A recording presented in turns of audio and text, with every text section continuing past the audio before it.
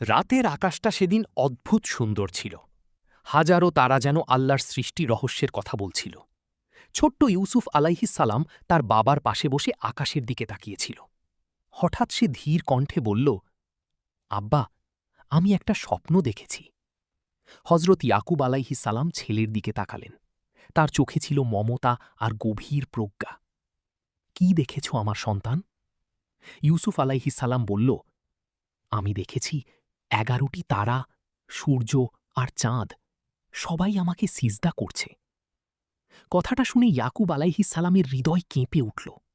তিনি বুঝলেন এটা সাধারণ স্বপ্ন নয়, এটা আল্লাহর পক্ষ থেকে একটি বিশেষ ইঙ্গিত। তিনি শান্ত কণ্ঠে বললেন, বাবা, এই স্বপ্নটা তুমি তোমার ভাইদের বলো না। তারা যদি বুঝে ফেলে তাহলে হিংসা করতে পারে। কিন্তু ছোট্ট ইউসুফ তখনও বুঝতে পারেনি তার জীবনে কি ঝড় আসতে যাচ্ছে। ইউসুফ আলাইহিসসালামের ভাইয়েরা তার প্রতি হিংসা করত, কারণ তাদের বাবা তাকে বেশি ভালোবাসতেন।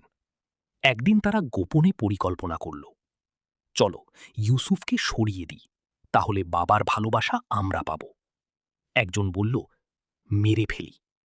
অন্যজন বলল, না, বরং তাকে কোনো কুয়ায় ফেলে দিই, কেউ না কেউ নিয়ে যাবে। অবশেষে তারা এই নিষ্ঠুর পরিকল্পনাতেই রাজি হল। একদিন তারা ইউসুফ আলাইহিসসালামকে নিয়ে গেল দূরে। খেলতে খেলতে হঠাৎ তাকে ঠেলে ফেলে দিল এক গভীর কুয়ায়। ছোট্ট ইউসুফ পড়ে গেল অন্ধকারে। চারপাশে শুধু নিস্তব্ধতা। কিন্তু সেই অন্ধকারেও সে একা ছিল না, কারণ আল্লাহ তার সাথে ছিলেন। কুয়ার ভেতরে বসে সে কাঁদেনি, বরং তার হৃদয়ে ছিল এক অদ্ভুত প্রশান্তি। কারণ সে জানত আল্লাহ কখনো তার বান্দাকে একা ছেড়ে দেন না। কিছুক্ষণ পর একটি কাফেলা সেখানে এলো। তারা পানি তুলতে গিয়ে ইউসুফ আলাইহিসসালামকে দেখতে পেল।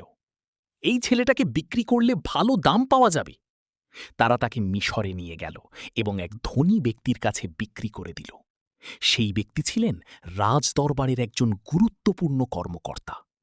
তিনি তার স্ত্রীকে বললেন, এই ছেলেটাকে ভালোভাবে রাখো, হয়তো আমাদের উপকারে আসবে। ইউসুফ আলাইহিসসালাম বড় হতে লাগলেন। তিনি ছিলেন অত্যন্ত সুন্দর, জ্ঞানী, চরিত্রবান। কিন্তু তার জীবনের সবচেয়ে কঠিন পরীক্ষা তখনও বাকি ছিল। একদিন সেই ধনী ব্যক্তির স্ত্রী তাকে অন্যায় কাজে প্রলুব্ধ করার চেষ্টা করল। ঘরের দরজা বন্ধ করে সে বলল, এসো। কিন্তু ইউসুফ আলাইহিসসালাম সাথে সাথে বললেন, আমি আল্লাহকে ভয় করি। তিনি দরজার দিকে দৌড় দিলেন।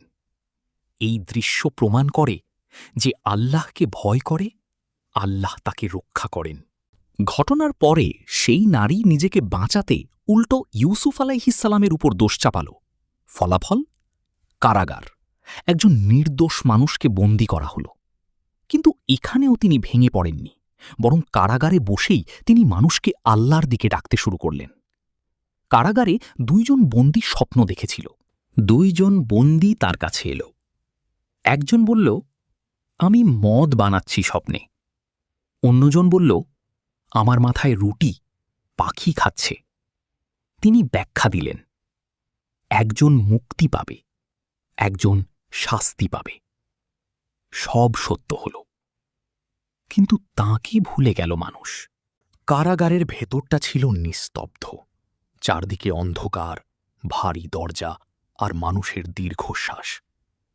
কিন্তু এই অন্ধকারের মাঝেও একজন মানুষ ছিলেন সম্পূর্ণ আলাদা। তিনি ছিলেন ইউসুফ আলাইহিসসালাম। অন্য বন্দীরা যেখানে হতাশায় ডুবে থাকত, সেখানে তিনি আল্লাহর স্মরণে নিজেকে ব্যস্ত রাখতেন। রাতের গভীরে সবাই যখন ঘুমিয়ে পড়ত, তখন তিনি নীরবে সেজদায় পড়ে যেতেন। হে আমার রব, তুমি তো সব দেখছ। তার কণ্ঠে ছিল না অভিযোগ, ছিল না হতাশা, ছিল শুধু তাওয়াক্কুল, আল্লাহর ওপর পূর্ণ ভরসা। মিশরের রাজা এক ভয়ঙ্কর স্বপ্ন দেখলেন। ৭টি মোটা গরু ৭টি রোগা গরু খেয়ে ফেলছে। কেউ ব্যাখ্যা দিতে পারল না। হঠাৎ মনে পড়ল কারাগারের সেই মানুষটির কথা। রাজার সামনে হাজির।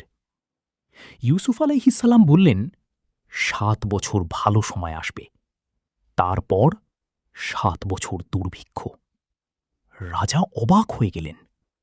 তিনি ব্যাখ্যা দিলেন, একজন মুক্তি পাবে, একজন শাস্তি পাবে। সব সত্য হল। রাজা বললেন, তুমি আজ থেকে মিশরের দায়িত্বে থাকবে। কারাগার থেকে উঠে এলেন রাজপ্রাসাদে। সময় চলে গেল। দুর্ভিক্ষ শুরু হল। মানুষ খাবারের জন্য কষ্ট পাচ্ছে। দূর দেশ থেকে মানুষ মিশরে আসছে। তার মধ্যেই ছিল ইউসুফ আলাইহিসসালামের ভাইরা। ইউসুফ আলাইহিসসালাম বললেন, 7 ভাইরা সামনে দাঁড়িয়ে, কিন্তু চিনতে পারল না যে তাদের সামনে বসে আছে সেই তাদের হারিয়ে যাওয়া ভাই। ইউসুফ আলাইহিসসালাম তাদের দেখে কেঁপে উঠলেন, কিন্তু তিনি নিজেকে নিয়ন্ত্রণ করলেন। প্রতিশোধ নয়, তিনি বেছে নিলেন পরিকল্পনা। শেষে সব প্রকাশ হল, আমি ইউসুফ। ভাইরা কাঁদতে লাগল, আমরা ভুল করেছি।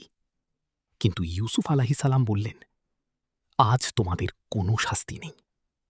আল্লাহ তোমাদের ক্ষমা করুন। পরিবার একত্র হল। সবাই ইউসুফ আলাইহিসসালামের সামনে নত হল। ঠিক সেই স্বপ্নের মতো, সূর্য, চাঁদ আর তারা।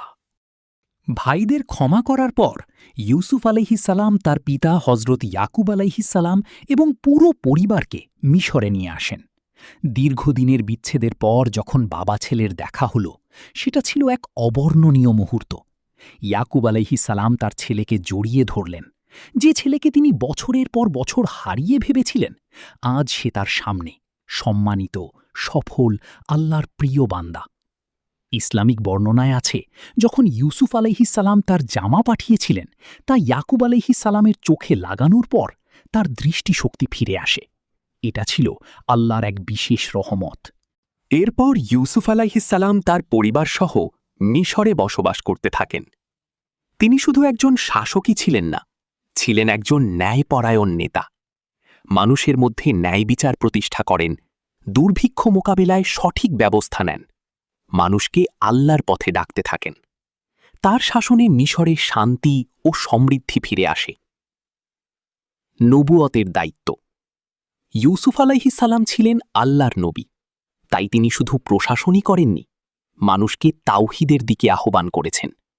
তিনি শিখিয়েছেন, আল্লাহ এক, ধৈর্য ধরলে সফলতা আসে, ক্ষমা সবচেয়ে বড় গুণ। তবে ইসলামিক ইতিহাস ও তাফসিরে, যেমন ইবনে কাসিরে উল্লেখ আছে, তিনি বিয়ে করেছিলেন মিশরের সেই উচ্চপদস্থ ব্যক্তির স্ত্রীকে, যিনি আগে তাকে প্রলুব্ধ করার চেষ্টা করেছিলেন। এই নারীর নাম কিছু বর্ণনায় আসে জুলায়খা। প্রথম জীবনে তিনি ভুল করেছিলেন, কিন্তু পরবর্তীতে তিনি নিজের ভুল স্বীকার করেন, তাওবা করেন, আল্লাহর দিকে ফিরে আসেন। এরপর বর্ণনায় আসে ইউসুফ আলাইহিসসালাম তাকে বিয়ে করেন যখন তিনি সৎ ও পরিবর্তিত হন। তবে মনে রাখতে হবে, এটা কোরআনের সরাসরি আয়াত নয়, বরং ঐতিহাসিক বা তাফসির ভিত্তিক বর্ণনা। দাম্পত্য জীবন কেমন ছিল? ইউসুফ আলাইহিসসালামের সংসার ছিল শান্ত, সম্মানপূর্ণ, আল্লাহভীরু। তিনি ছিলেন একজন ন্যায়পরায়ণ শাসক, একজন দায়িত্বশীল স্বামী, একজন দয়ালু মানুষ। তিনি তার স্ত্রীর অতীত ভুল নিয়ে কখনো তাকে ছোট করেননি। এখান থেকে বড় শিক্ষা, ইসলামী তাওবার পর মানুষ নতুনভাবে জীবন শুরু করতে পারে। সন্তান সম্পর্কে তথ্য। ইসলামিক ইতিহাস অনুযায়ী তাফসির সূত্রে বলা হয়, ইউসুফ আলাইহিসসালামের 2 জন পুত্র ছিল, এফরাইম বা আফরাইম এবং মানাস্সা বা মানাসে। পালন। ইউসুফ আলাইহিসসালাম তার সন্তানদের শুধু রাজকীয় জীবন দেননি, তিনি তাদের শিখিয়েছেন তাওহীদ, এক আল্লাহতে বিশ্বাস, সততা, ধৈর্য, ন্যায় বিচার। তিনি জানতেন ক্ষমতা স্থায়ী নয়, কিন্তু ঈমান স্থায়ী। পরিবার প্লাস দায়িত্বের ভারসাম্য। তিনি একই সাথে রাষ্ট্র পরিচালনা করতেন, পরিবারকে সময় দিতেন, মানুষকে দাওয়াত দিতেন। অর্থাৎ তিনি ছিলেন একজন ব্যালেন্সড লিডার। সময়ের সাথে সাথে বয়স বাড়তে লাগল। জীবনের অনেক পরীক্ষা পার করেছেন। কুয়া, দাসত্ব, কারাগার, ক্ষমতা, ক্ষমা, সবকিছু পার করে তিনি ছিলেন আল্লাহর প্রতি সম্পূর্ণ নিবেদিত। ইসলামিক বর্ণনায় এসেছে, মৃত্যুর আগে ইউসুফ আলাইহিসসালাম আল্লাহর কাছে একটি দোয়া করেছিলেন।